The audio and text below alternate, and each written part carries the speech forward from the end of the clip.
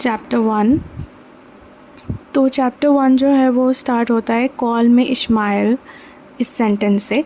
और इस्माइल जो है वो एक सेलर है और वो डिस्क्राइब कर रहा है न्यूयॉर्क सिटी का एक सीन जहाँ पे कुछ लोग मिलके बातें कर रहे हैं। आज उनका छुट्टी है, मतलब ऑफ है, और वो लोग बातें कर रहे हैं कि किस तरीके से उनका सपना है सी लाइफ एक्सप्लोर करने का, ओशन देखने का। तो वो भी एक्सप्लेन करता है कि उसका भी एक सपना था सी देखने का और जो उसने पूरा किया। लेकिन सी देखने से पहले, ये एडवेंचर करने से पहले वो बहुत ही दुखी रहा करता था और इसलिए अपने लाइफ को थोड़ा सा बैक ऑन द ट्रैक लाने के लिए वो एडवेंचर क्रेव करता था। अब हम जानेंगे उसके इस एडवेंचर के बारे में। चैप्टर 2। तो चैप्टर 2 जो है वो स्टार्ट होता है इस्माइल जो है वो न्यूयॉर्क से न्यू बेडफोर्ड की तरफ ट्रैवल करता है, जो मैसाचुसेट्स है न्यू बेडफोर्ड। तो न्यू बेडफोर्ड में जो है वो वेलिंग सिटी ऑफ यूनाइटेड स्टेट्स है, मतलब वहाँ पे वेल्स को मार कर वहाँ पे बेचा जाता है। और वहाँ पे उसे एक नाव पकड़नी थी जो नैंटकेट जाती है, लेकिन वो उसने आने में देर कर दी और वो नाव निकल गई। तो अब उसे न्यू बेडफोर्ड में ही रात गुजारनी पड़ेगी। तो वो एक होटल की तरफ बढ़ता है। तो वो सारे जितने भी होटल्स उसको मिलते हैं सारे एक्सपेंसिव होते हैं। फिर उसके पीछे जो है एक चर्च होता है, उस चर्च में कुछ अफ्रीकन अमेरिकन्स होते हैं, कुछ औरतें होती हैं, वो रो रही होती है, वीप कर रही होती है और वो सर्मन में होती है और सर्मन का नाम होता है द ब्लैकनेस ऑफ डार्कनेस। तो इस्माइल जो है उसको फाइनली एक होटल मिलता है जिसका नाम होता है स्पॉटर इन और इसके मालिक का नाम है पीटर कॉफिन। तो उसको मतलब उसका नाम सुन के एकदम मतलब अजीब सा लगने लगता है, ये कैसा नाम है। चैप्टर 3। तो उस जो होटल में वो जाता है, वो होटल बहुत बुरी हालत में होता है, वो बहुत ही चीप होटल होता है। और उस होटल के लेफ़्ट साइड में एक पेंटिंग होती है, जो पेंटिंग मतलब वो ठीक से देख नहीं पाता है क्योंकि बहुत गंदा पड़ा हुआ होता है। तो फाइनली उसको समझ आता है कि उस पेंटिंग में जो है एक व्हेल एक शिप पे अटैक कर रही होती है और उसके राइट साइड में कुछ क्लब्स एंड स्पेयर्स होते हैं जो बहुत ही मॉन्स्ट्रस लुकिंग होते हैं। और उसके अंदर जाने के बाद वो देखता है कि पूरा जो होटल है पूरा भरा पड़ा हुआ है, तो उसको किसी के साथ रूम शेयर करना पड़ेगा। और जिसके साथ उसको रूम शेयर करना पड़ेगा वो एक डार्क कम्प्लेक्शन वाला एक हार्पूनर है जिसका नाम क्विकेग है, QUEEQUEG, क्विकेग है। तो जो इवनिंग है वो बार में बिताता है कुछ मैराइनर्स के साथ बात करते करते, और उसके बाद क्विकेग आता है उस इन में। क्विकेक को देख के जो उसका जो फर्स्ट इम्प्रेशन होता है वो बहुत ही फ़ियरफुल होता है और इस्माइल जो है उसको देख के बहुत ज़्यादा डर जाता है। उसको लगता है कि ये जो है ये कोई मतलब अफ्रीकन इंसान है और ये कैनिबल है, तो उसको डर लगता है इस कैनिबल के साथ, मतलब apparently not he is a cannibal. तो उसको डर लगता है कि उसके साथ एक रूम शेयर करने को। लेकिन बाद में जो है वो जो मालिक होता है पीटर कॉफिन, वो बोलता है अरे तुम डरो मत, ये इतना मतलब डेंजरस इंसान नहीं है, ये अच्छा इंसान है। फाइनली जो है वो पहले डिसाइड करता है कि वो किसी मतलब बेंच में अपनी ये पूरी रात गुजार देगा, लेकिन बेंच जो है बहुत अनकंफर्टेबल होता है। तो फिर डिसाइड करता है कि ठीक है रूम में जाएगा, तो रूम में वो चला जाता है। फिर क्विकेग उस रूम में आता है और क्विकेग को देख के वो बहुत ज़्यादा डर जाता है। क्विकेग के पूरे बॉडी में टैटूज़ होते हैं और एक पाइप भी होता है जो वो स्मोक कर रहा होता है। डर के मारे वो चिल्ला के जो है ओनर को बुलाता है और ओनर सब कुछ मतलब एक्सप्लेन करता है क्विकेग को, देखो क्विकेग तुम प्लीज़ अच्छी तरीके से बिहेव करना और तुम दोनों को आज रात को इसी रूम में रहना है। सिचुएशन थोड़ा सा नॉर्मल होता है।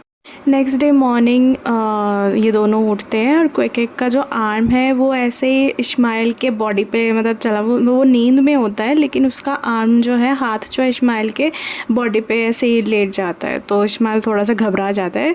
उसके बाद फिर वो सब ब्रेकफास्ट करने जाते हैं। ब्रेकफास्ट के टेबल में जो इस्माइल है वो नोटिस करता है कि ये जो पूरा टेबल है वो भरा पड़ा हुआ है, जो वेल्स पकड़ते हैं उन उन लोगों से भरा पड़ा हुआ है, लेकिन कोई किसी से कुछ बात नहीं कर रहा है, सब लोग चुपचाप अपना खाना खा रहे हैं। और जो क्विकग है वो अपना हार्पून यूज़ कर रहा है और मीट खाने के लिए। फिर जो इस्माइल है वो थोड़ा इधर उधर घूमने लगता है, न्यू बेडफोर्ड को थोड़ा एक्सप्लोर करने लगता है। वो देखता है कि ये जो सिटी है ये बहुत ही मतलब फेमस सिटी है, क्योंकि यहाँ पे वेल्स की बहुत ज़्यादा डिमांड है और बहुत बहुत तरह के लोग यहाँ पे आए हुए हैं वेल ऑयल ख़रीदने के लिए। अमीर अमीर लोग आए हुए हैं from all over the world. फिर घूमते घूमते वो एक चर्च पे आता है। ये चर्च जो है एक वेल पकड़ने वाले इंसान ने बनाया है। तो पहले तो वो वेल मैन था, वेल पकड़ता था, बेचता था। अभी वो एक प्रीस्ट बन चुका है और उसका नाम है फादर मैपल। तो उस चर्च में वो एक मैसेज पढ़ता है, तो जो लिखा हुआ होता है, if heaven really is a better place, it doesn't make sense for a dead man's friends and relatives to mourn him so inconsolably. तो वो वहाँ पे जो है इस्माइल को देख के भी शॉक हो जाता है, क्योंकि वो भी सेम चर्च पे होता है। तो जो फादर मेपल है वो आज का जो सर्मन है वो दे रहे हैं on from the story of Jonah the prophet swallowed by a great fish. मतलब कि एक स्टोरी है बाइबल में जिसका नाम जोना है, और उसको जो है एक बहुत बड़े फ़िश ने खा लिया था, क्योंकि उसने गॉड के कमांड्स को डिज़ोबे किया था। तो मेपल यहाँ बोलता है कि हमें हमेशा सच्चाई के तरफ रहना चाहिए, इवन इफ़ सच्चाई को देखना या ढूंढना हमारे लिए थोड़ा बहुत मुश्किल हो रहा है, इम्पॉसिबल हो रहा है, लेकिन फिर भी हमें सच ही रहना चाहिए, सच्चाई का काम ही करना चाहिए। आपको याद होगा पहले भी एक मतलब चर्च के बारे में मैंने बोला था, जिसमें कुछ अफ्रीकन अमेरिकन वुमेन्स एक सर्मन में थी जिसका नाम था द ब्लैकनेस ऑफ डार्कनेस। तो उसमें जो है इस सर्मन का मतलब जो था वो ये था कि evil is impenetrable and can not be understood by human beings. जो ईविल है उसको ह्यूमन बींग्स नहीं समझ सकते, जो झूठ है उसी को हम सच मान लेते हैं कभी कभी, और वही हमें सच लगने लगता है, लेकिन वो एक्चुअली सच नहीं होता, वो ईविल होता है। लेकिन फादर मेपल का जो सर्मन है, जोना का जो स्टोरी उन्होंने बताया, वो सजेस्ट करता है कि इवन दो हमें सच्चाई समझ नहीं आती है, हमें फिर भी सच के साथ ही रहना चाहिए, सच ढूंढना चाहिए। कितना भी मुश्किल हो क्यों ना हो, सच ढूंढने में हमें सच ही रहना चाहिए। फादर मेपल जो है वो बहुत ही मतलब यहाँ के सबसे अच्छे प्रीस्ट माने जाते हैं, और सब लोग उनको बहुत रेस्पेक्ट भी करते हैं। और जो उनकी जो जितनी भी सर्मन्स हैं, जो जो भी स्टोरीज़ वगैरह प्रीचिंग्स वो करते हैं, वो लाइफ अभी की जो लाइफ है उसके साथ रेलेवेंट, मतलब तब की लाइफ जो है, जो लोग भी मतलब उस एरा में रह रहे थे, उस एरा के लिए मतलब सूटेबल था, इसलिए सब लोग उनको बहुत मानते थे। चैप्टर 10 में इस्माइल और क्विक दोस्त बन जाते हैं, पक्के वाले दोस्त बन जाते हैं। क्विक अपनी लाइफ स्टोरी बताता है। तो क्विक बताता है कि वो साउथ पैसिफिक के एक आइलैंड जिसका नाम है कोको वोको, वहाँ का रहने वाला है, और वो एक राजा का बेटा है। और ये जो कोको वोको है वो मैप में कहीं भी नहीं है। तो वो बोलता है कि मैं मेरे जो पापा है वो राजा है, और मुझे जो है क्रिश्चियनिटी का मतलब क्रिश्चियनिटी के जानने के बारे में बहुत मतलब बचपन से ही मैं बहुत इंटरेस्टेड था। फिर एक दिन मैंने क्या किया, मैंने देखा कि कोको वोको के सामने एक व्हेल पकड़ने वाली शिप खड़ी हुई है, और मैंने वहाँ पे मैंने वो शिप मतलब देख के मुझे कोको वोको छोड़ने का डिसीजन मैंने ले लिया। लेकिन वहाँ पे मुझे किसी ने जॉब नहीं दिया, क्योंकि सब लोग सोचते थे कि मैं एक नॉट नॉन वर्दी एक इंसान हूँ जो कि एक सैवेज भी है। लेकिन मेरे बहुत परसिस्टेंस, बहुत मेहनत करने के बाद मुझे एक वेलर का जॉब मिल गया। उसके बाद मैं एक स्किल्ड हार्पूनर बन गया। अब अगर मैं वापस जाऊंगा तो इसका मतलब है मैं किंग बनूंगा, क्योंकि मुझे पता चला है कि मेरे पापा जो है अभी इस दुनिया में नहीं है। लेकिन कोई वहाँ के जो मेरे लोग हैं वहाँ मुझे एज ए किंग एक्सेप्ट नहीं करेंगे, क्योंकि मैंने क्रिश्चियनिटी के साथ इंटरेक्शन कर लिया है। तो अब वो मुझे एक अनप्योर और अनडिफाइल्ड एक पर्सन मानेंगे और वो लोग मुझे एक्सेप्ट नहीं करेंगे। तो उसके हाथ में जो हारपूनर है, वो इश्माइल देखता है कि उसके हाथ में एक हारपूनर है, लेकिन उसके हाथ में तो एक स्केप्टर होना चाहिए था, क्योंकि वो एक राजा का बेटा था and he was suppose to be a king. तो रात ऐसे बातें करते करते निकल जाती है और वो लोग नंटकेट की तरफ एक बर्थ मतलब शिप ढूंढते हैं जो कि व्हेल का शिकार करती है, और उस शिप में वो लोग अपने लिए कमरे ढूंढने लगते हैं। तो रास्ते में चलते चलते वो दोनों बहुत मतलब हंसी मजाक करते हुए जाते हैं, बहुत फ्रेंडली बिहेव करते हुए जाते हैं। तो सब लोग जो है न्यू बेडफोर्ड पे सब लोग उन दोनों को मतलब स्टेयर कर रहे होते हैं। वो लोग सोच रहे होते कि एक वाइट मैन एक सैवेज के साथ इतना फ्रेंडली कैसे बिहेव कर रहा है। उसी फेरी में जो नंटकेट जा रही थी, उसी फेरी में एक आदमी जो है वो क्वेकेक को मिमिक करता है, उसे परेशान करता है। तो क्वेकेक जो है उसे गुस्सा आ जाता है और वो उसे हवा में उठा देता है, मतलब एकदम गुस्से से पकड़ के हवा में उठा देता है ऊपर। तो फिर जो है कैप्टन जो है वो उसे डांटता है कि क्या कर रहे हो, ऐसे क्यों बिहेव कर रहे हो एंड ऑल दैट। फिर वो उसे नीचे रख देता है। उसके बाद कुछ देर बाद जो है वो एक रस्सी होती है वो टूट जाती है, और उसके टूटने से जो फेरी है वो इम्बैलेंस हो जाता है, और वो जो इंसान है जो छेड़ रहा था क्वेकेक को, वो पानी में गिर जाता है। तो क्वेकेक जो है वो रस्सी को भी बांधता है और जो पानी में डाइव मार देता है उस इंसान को बचाने के लिए, और वो बचा के लेके भी आता है और वो सबका दिल जीत लेता है जो लोग भी फेरी में होते हैं। नंटकेट में पहुंचने के बाद इस्माइल और क्वेकेक एक होटल में जाते हैं जिसका नाम ट्राइपॉड्स होता है। तो वहाँ वो एक रात के लिए रुकेंगे। तो उसका जो ओनर है वो स्प्राउटेड इन का के ओनर का भाई है, मतलब स्प्राउटेड इन के ओनर जो थे डर कॉफिन। तो ये जो अभी जो जिस इन में वो रुके हैं वो उन्हीं के भाई का इन है। यहाँ से जो है ये स्टोरी थोड़ी डार्क होती जाती है।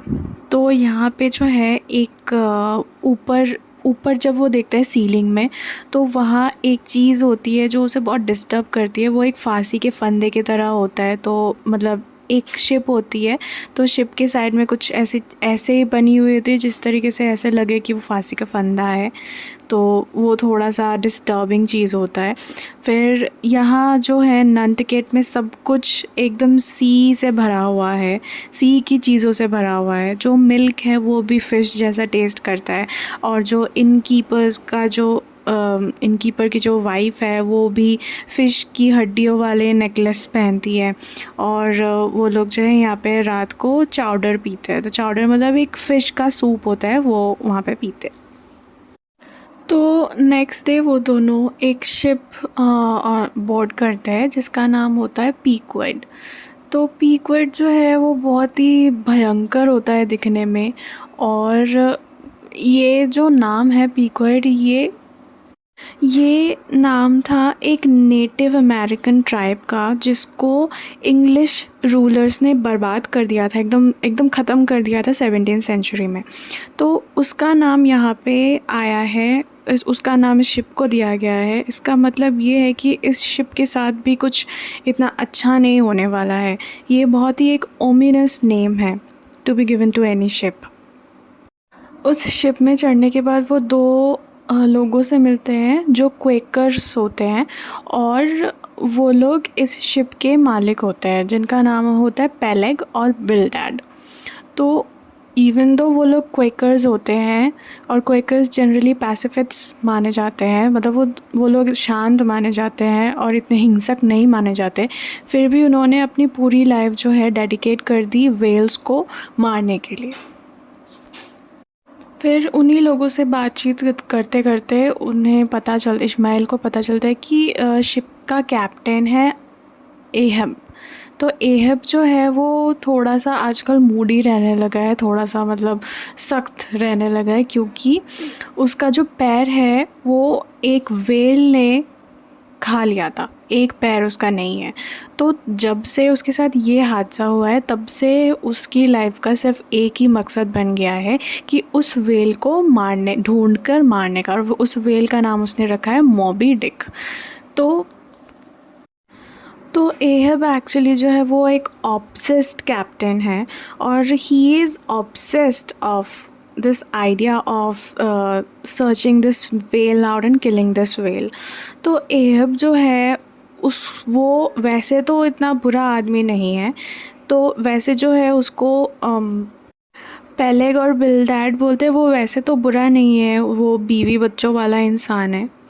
लेकिन जैसे जैसे हम ये नोवेल पढ़ते हैं तो वैसे हमें पता चलता है कि उसका एक फेटल फ्लॉ है, और ये फ्लॉ है कि वो अपने आप को नेचर से कम नहीं समझता है। मतलब नेचर का जो फोर्स है, नेचर तो किसी को भी नहीं छोड़ती ना, नेचर जब क्रूअल होती है तो वो बहुत क्रूअल होती है, तो वो अपने आप को सोचता है कि वो इस क्रूअल्टी को भी सरपास कर जाएगा, और यही उसका एक ट्रैजिक फ्लॉ है। वेल भी जो है वो यहाँ पे नेचर को ही सिम्बलाइज़ करती है। तो वो जो एहब है वो सोचता है कि वो वेल को मार पाएगा और वो अपना बदला पूरा कर पाएगा। तो एहब का जो ये फ्लॉ है ये बहुत ही दर्दनाक फ्लॉ है, क्योंकि वो जो डिज़र्व करने वाला है वो is greater than he deserves. तो क्योंकि वो सोचता है कि वो एक इतने बड़े वेल को मार पाएगा, और उसका जो ये एम्बिशन है ये बहुत ही रीडर्स को बहुत डराता है, क्योंकि ये रीडर्स के मन में जो एक मतलब रीडर्स के जो फ्लॉज है, ऐसे फ्लॉज जो हम मतलब जो बहुत ही ज़्यादा ख़तरनाक फ्लॉज होते हैं, उस चीज़ को सिमिलर करता है। Moving back to the story ना, तो जो क्वेकेक है वो सबको इम्प्रेस कर देता है बाई उसके स्किल्स से। मतलब वो उसको निशाना बाजी करने में उसे कोई नहीं हरा सकता। उसका निशाना इतना अच्छा है कि एक स्पॉट पड़ा हुआ था पानी में टार का, उसको एम करके उसने जो है हारपून वहाँ पे मारा और एकदम निशाने पे जाके गिरा। तो इससे जो है सब इम्प्रेस हो गए थे। तो उसके बाद जो है बिल्डैड जो है, और वो उसको हायर कर लिया गया था इस शिप में। फिर बिल्डैड जो है वो क्वेकर को क्रिश्चियनिटी में बदलने की कोशिश कर रहा था। तो पेलेग जो है वो बोल रहा था नहीं नहीं छोड़ दो, जो रिलीजन है उसकी इतनी ज़्यादा ज़रूरत नहीं है, लेकिन प्रैक्टिकल स्किल्स की बहुत ज़्यादा ज़रूरत है ऐसे डेंजरस सफ़र में। तो वो जैसा है उसे वैसे ही रहने दो। फिर पेपर साइन करने के बाद इश्मेल और क्वेकेक एक डिफॉर्म्ड इंसान से मिलते हैं जिसका नाम होता है एलाइजा। तो वो प्रॉफिट होता है, तो वो उन लोगों को वार्न करता है कि देखो तुम जिस जर्नी पे जाने वाले हो वो जर्नी बहुत ख़तरनाक होने वाली है, और इसकी कोई गारंटी नहीं है कि तुम लोग बच निकलोगे इस जर्नी से। और जिस शिप में भी जाने वाले हो वो शिप भी बहुत मतलब बहुत अनहोनी वाली होने वाली है शिप। मतलब ये सब कुछ जो जर्नी पे तुम उतरे हो वो अनहोनी होने वाली है। शिप भी बहुत ख़तरनाक है, इसकी हिस्ट्री भी बहुत ख़राब है, और एहब जो है वो भी बहुत मतलब इतना उसका भी जो फ्यूचर है वो भी अंधेरे में है। तो मैं तुम लोगों को वार्निंग कर दे रहा हूँ, तुम लोगों को जाना है तो जाओ, लेकिन इस वार्निंग को हमेशा अपने दिमाग में रखो। तो किसी ने जो है उसकी बातों पे इतने ध्यान नहीं दिया, वो लोग आगे चलते गए। तो सुबह जो है, सुबह के टाइम पे ये पीकॉयट जो शिप है वो सेल करने वाली है, और सब लोग जो है सारे क्रूज़ वो अंदर जाते हैं शिप के। और शिप पे जाने के बाद जो इश्मेल और क्विकेक दोनों को पता चलता है कि जो शिप का कैप्टन है वो भी शिप में अभी है। तो शिप जो है अभी सेल करने के लिए प्रिपेयर करती है। तो वो एक बहुत ठंड क्रिसमस का दिन होता है जिस दिन पीकॉयट जो है अपने सफ़र पे निकलती है। तो बिल्डैड और पेलेग शिप को थोड़ा आगे तक ले जाते हैं, और जब शिप थोड़ी आगे निकल जाती है तो वो लोग वापस शोर के पास आ जाते हैं। मतलब अपने अपने जो स्टेशन में है वो लोग वापस चले जाते हैं, वो लोग शिप पे नहीं जाते। तो पेलेग जो है वो अटलांटिक की तरफ बढ़ जाती है। शिप का कैप्टन अभी भी अपने रूम से बाहर नहीं आया है, और जो पेलेग और बिल्डैड थे वही लोग तो तब तक चला रहे थे शिप को और उसको बाहर तक थोड़े आगे तक छोड़ आए। तो इश्माइल जो है उसको थोड़ा अजीब सा लग रहा है, ये जो इनिशियल शुरुआत है उनकी जर्नी का वो थोड़ा अजीब सा लग रहा है थोड़ा सा। और जो क्वेकेग है उसको भी थोड़ा अजीब सा लग रहा है और वो मेडिटेट करने के लिए शुरू हो गया। फिर उसको पेलेग ने डांटा, बोल रहा है कि अभी शुरू हुआ है हमारा जो सफ़र शुरू हुआ है, तुम अभी मेडिटेट करो, चलो काम पे लगो। उसके बाद जो है इश्माइल जो है बोलता है कि वेल को मारने का काम एक बहुत हीरोइक समझा जाता है, और क्योंकि वेल का जो ऑयल है वो यूज़ होता है किंग के कोरोनेशन के टाइम पे, और वेल का जो व्यापार है वो भी बहुत फेमस है, बहुत मतलब फ्लरिश्ड है। और वेल का जो है एक कॉन्स्टेलेशन भी बना हुआ है सदर्न स्काई में, और इसका जो है बाइबल में भी मेंशन किया हुआ है। तो वो बहुत ही मतलब ये सब सोच रहा होता है। चैप्टर 26 में हम फर्स्ट मेट मतलब जो फर्स्ट ऑफिसर होता है शिप का, जो डायरेक्टली रिपोर्ट करता है कैप्टन को, उससे मिलते हैं, जिसका नाम होता है स्टारबक। तो स्टारबक बहुत ही एक रिलायबल और केयरफुल इंसान होता है। वो उसके जो मॉरल वैल्यूज़, उसके जो प्रिंसिपल्स होते हैं वो एहब से कम्प्लीटली अलग होते हैं, मतलब दिन रात का फ़र्क होता है उन दोनों में। तो जिस तरीके से एहब एकदम मतलब वेल को मारने के लिए, उसके शिकार के लिए एकदम निकला हुआ होता है इस पूरे जर्नी में, स्टारबक इस जर्नी में इस चीज़ का साथ बिल्कुल नहीं देता है। वो इवन समझाने की भी कोशिश करता है, जब हम आगे पढ़ेंगे। तो वो जो है वो एक बहुत ही रिलायबल इंसान है, बहुत ही अच्छा इंसान है, केयरफुल इंसान है। और वो बोलता है कि मैं जो है नेचर का बहुत सम्मान करता हूँ, रेस्पेक्ट करता हूँ, एंड आई बिलीव कि it is completely okay to be fearful of such a big creature as well. तो वेल से डरना बिल्कुल जायज़ है, बिल्कुल नॉर्मल है। चैप्टर 27 में हम बाकी के जो क्रू मेंबर्स हैं उनसे मिलते हैं। स्टब है सेकंड मेट और उसका हार्पूनर है टैश्टिगो, और फ्लास्क है थर्ड मेट, उसको किंग पोस्ट के नाम से भी पुकारते हैं सब लोग, और उसका जो हार्पूनर है वो डैगो है। और स्टारबक का हार्पूनर है क्वेकेग। पिप एक जो केबिन बॉय होता है, वो छोटा सा एक बच्चा होता है, और वो एक हैप्पी गो लकी टाइप का बच्चा होता है। तो वो सबको हंसाता है और जो छोटे मोटे काम होते हैं वो भी उससे करवाते हैं। तो वो एक ब्लैक बच्चा होता है। उसके बाद शिप की जो कैप्टन होता है एहब, उसकी एंट्री होती है और सब लोग एकदम मतलब सीरियस हो जाता है, पूरा जो सिचुएशन है, पूरा माहौल सीरियस हो जाता है। वो जो है उसका जो एक पैर नहीं है वो एक वुडन पैर से, वुडन स्टिक से कनेक्टेड है, और जैसे जैसे वो पूरे शिप में चलता है, घूमता है, उस स्टिक की आवाज़ होती रहती है। और फिर वो सबको एकदम मतलब बहुत बुरी तरीके से ट्रीट करता है, एकदम एडमेंटली ट्रीट करता है। तो he maintains a total dictatorship on board. बहुत ही रेस्टलेस होता है और बहुत ही ज़्यादा मतलब पीस नहीं होता है उसके मन में। वो बस मतलब just he is there to just complete his journey, go about and do fulfill his motive and misbehave with everyone. वो अपने माइंड को शांत करवाने के लिए इतना स्मोक कर लेता है, इतना स्मोक कर लेता है कि एकदम सैचुरेशन पॉइंट तक हिट हो जाता है, और फिर उसे रियलाइज़ होने लगता है कि नहीं अब स्मोक करने का कोई फ़ायदा नहीं हो रहा, उसके मन को शांति नहीं मिल रही। तो फिर वो शिप चलाने लगता है। अगले मॉर्निंग स्टब फ्लास्क को एक सपने के बारे में बताता है जो उसे लास्ट नाइट को आया होता है। वो देखता है कि एहब जो है वो अपने आइवरी लेग से फ्लास्क को किक कर रहा है, और एक ओल्ड मरमैन होता है, एक मतलब मरमैन होता है ड्रीम में। वो बोलता है कि प्लीज़ तुम इतना स्ट्रगल मत करो, क्योंकि एहब एक बहुत ही रेस्पेक्टेबल इंसान है, उसके पैर से लात खाना भी एक बहुत ऑनर की बात है।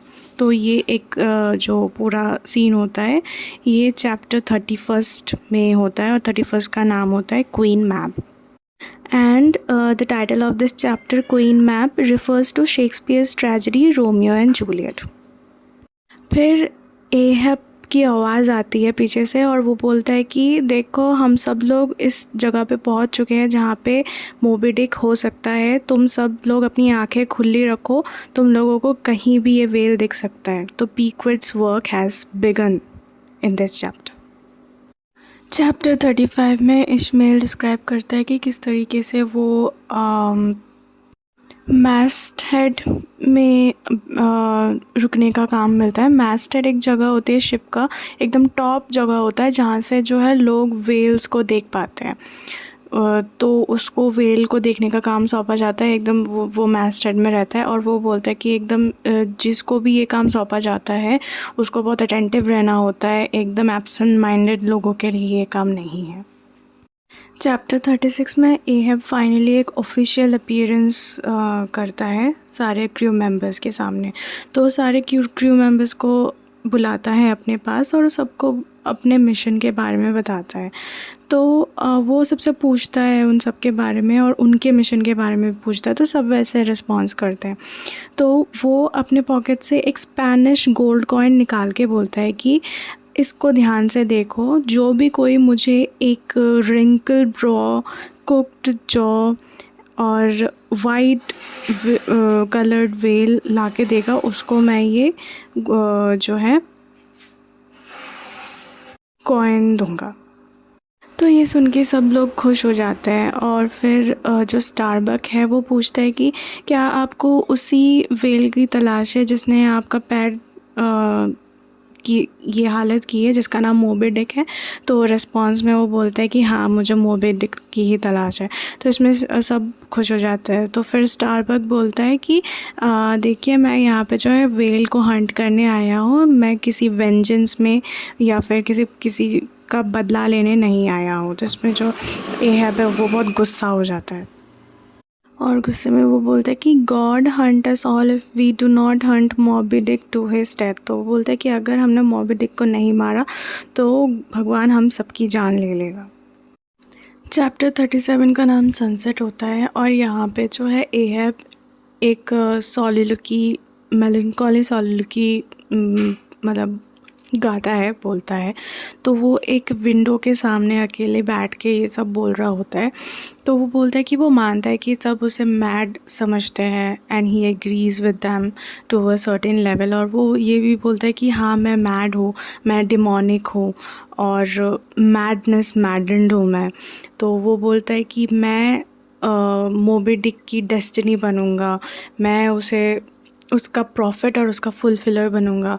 और वो ये भी बताता है कि एक प्रोफेसी हुई थी कि एक मतलब वेल उसको बर्बाद कर देगी। तो वो बोलता है कि वो अपने आप को बर्बाद नहीं होने देगा, वो इस वेल को बर्बाद कर देगा। वो एक्सेप्ट करता है कि ये जो बैटल है ये इक्वलिटी पे बेस नहीं करता है। वेल एक बहुत बड़ा क्रीचर है और जो एहब है वो उसके सामने कुछ भी नहीं है, लेकिन फिर भी वो वेल को चैलेंज करता है और वो बोलता है वेल को कि तुम अपने फेथ से नहीं बच पाओगे क्योंकि मैं आ रहा हूँ तुम्हारे पास। चैप्टर 38 डस्क होता है और ये स्टारबक का मोनोलॉग होता है। तो वो जो बोलता है वो बोलता है कि उसे बहुत डर लगता है कि किस तरीके से ये जो जर्नी है ये स्टार्ट हुई है और किस तरीके से ये एंड होने वाली है और उसके पास और कोई ऑप्शन नहीं है, उसको मतलब माननी ही पड़ेगी अपने मास्टर की बात। Chapter 39 first night watch. तो फर्स्ट नाइट वॉच जो है स्टब का मोनोलॉग होता है और वो बोलता है कि सब कुछ ही एक मतलब प्री डेस्टिन्ड होता है, पहले से निर्धारित होती है। तो इसमें हम कोई भी इसको चेंज करने के लिए कुछ भी किया नहीं जा सकता, one can only laugh. Chapter 40 midnight forecastle. तो ये जो सीन है इसमें ये दिखाया जाता है कि ये जो शिप है इसमें बहुत से लोग हैं, बहुत सारी नेशनैलिटी से। तो सब आते हैं ग्रुप में, मतलब बैठते हैं, वो अपने अपने जो टैलेंट्स है वो शो ऑफ करते हैं। कोई साथ मतलब कोई एक ग्रुप होता है वो साथ में गाता है, तो कोई कुछ करता है। तो इन लोगों में लड़ाई हो जाती है जब एक स्पेनिश सेलर डेगो का मजाक उड़ाता है। फिर जो फाइट है वो थोड़ी देर के लिए कम हो जाता है जब एक बहुत बड़ा स्टॉर्म आता है, वो हिट करता है इस बोट को। फिर सब लोग एकदम मतलब अपने आप को बचाने की कोशिश कर रहे होते हैं। और पिप जो है वो बिग वाइट गॉड, जो या तो एहब को वो बोल रहा है या फिर जो वेल है वो उसको बोल रहा है please have mercy on this small black boy.